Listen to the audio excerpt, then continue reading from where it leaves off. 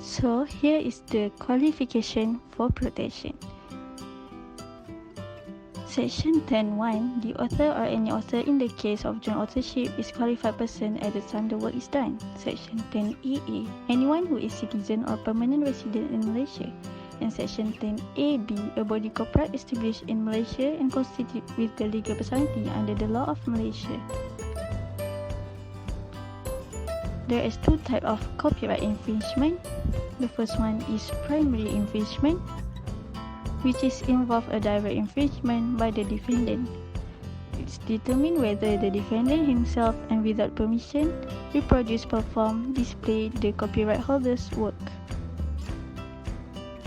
For secondary infringement, it happens if someone facilitates another person or group in infringing on a copyright. It's contributory infringement and vicarious infringement. For vicarious infringement, it's derived from tort law when the superior, such as an employer, is responsible for the action of the employee.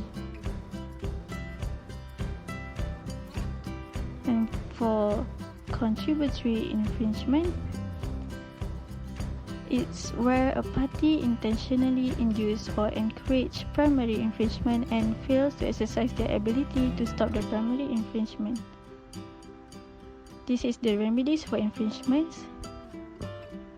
Section 36(1), copyright is infringed by any person who does or causes any other person to do, without the license of the owner of the copyright, and act the doing of which is controlled by the copyright under this act.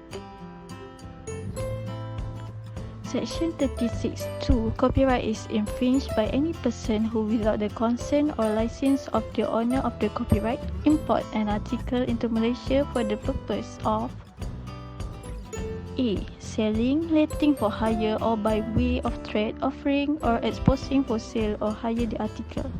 B. Distributing the article for the purpose of trade or for any other purpose to an extent that it will affect prejudicially the owner of the copyright.